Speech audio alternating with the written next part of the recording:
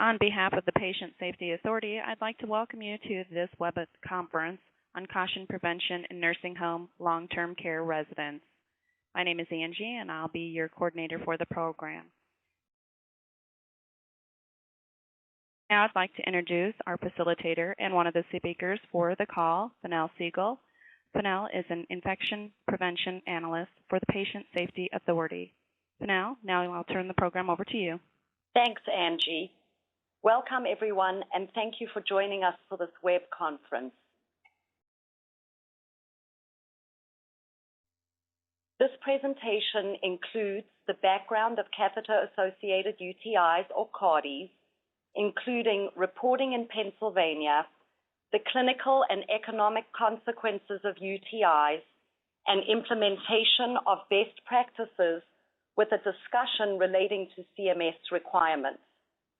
There will be a question and answer session following the final presentation. Before I go on to the objectives, I'd like to make mention of a couple of key points that will be discussed today. While the focus is on prevention of catheter-associated UTIs, as this is a subset of UTIs overall, information pertaining to the general topic of UTIs will be discussed at times. In addition, as this is a clinical webinar with a couple of slides relating to Act 52 requirements, we will be discussing medical treatment and diagnosis of UTIs and will often reference urinalysis and urine cultures. We are reinforcing that clinical treatment should not be confused with clinical criteria that have been developed exclusively for the benefit of mandatory reporting of HAIs. Please bear in mind that physicians need lab work in order to make clinical decisions for treatment, and infection prevention designees do not need lab work to determine if there is a UTI. The objectives for today's webinar include identifying factors that increase the overall risk of UTIs, discussing specific clinical criteria for the use of indwelling catheters, clinical complications of catheter use, and an in-depth look at best practice strategies. FTAG 315 and 441 will also be addressed.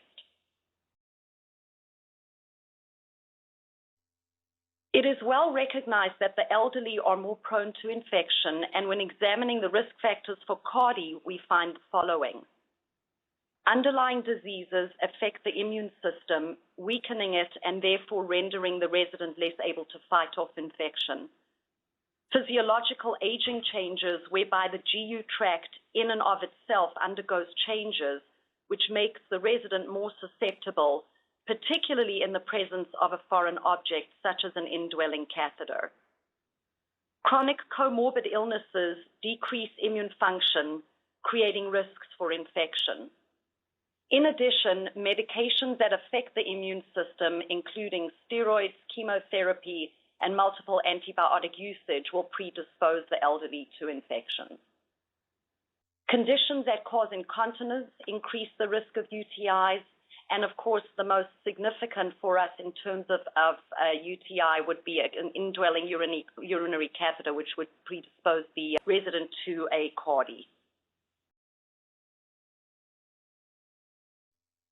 The following two slides highlight studies undertaken to determine the prevalence of catheter use in the elderly. In the first study conducted at a Midwestern community teaching hospital, the following was found.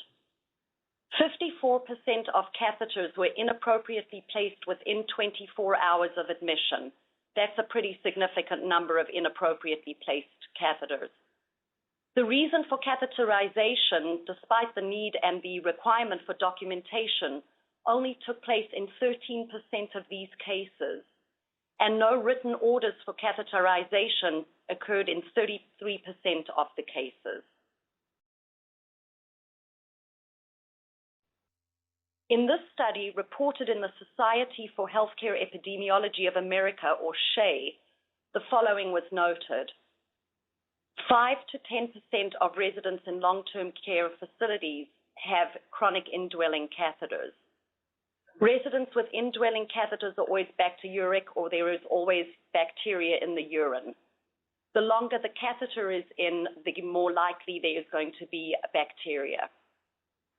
Urinary tract infection, UTI morbidity, is greater in residents with indwelling catheters than in non-catheterized residents with asymptomatic bacteriuria.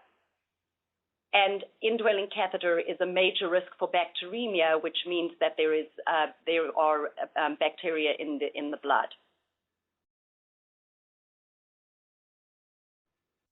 I'm going to end my presentation with the following two slides that will run through a few legislative points relating to Act 52 of 2007. Act 52 requires that nursing homes identify effective measures for detecting, controlling, and preventing healthcare-associated infections, or HAIs.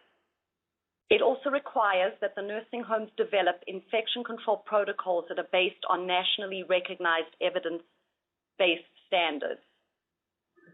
And the Pennsylvania Department of Health is responsible for developing reasonable benchmarks to measure progress of healthcare facilities in reducing catheter-associated UTI.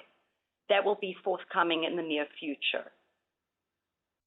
The legislation also mandates that specific criteria be developed for CAUTI reporting, that the criteria are dependent on clinical signs and symptoms only, and as I mentioned previously, lab work or physician diagnosis is not taken into consideration when confirming and reporting an infection. Physician treatment of CAUTI is not to be confused with the reporting requirements.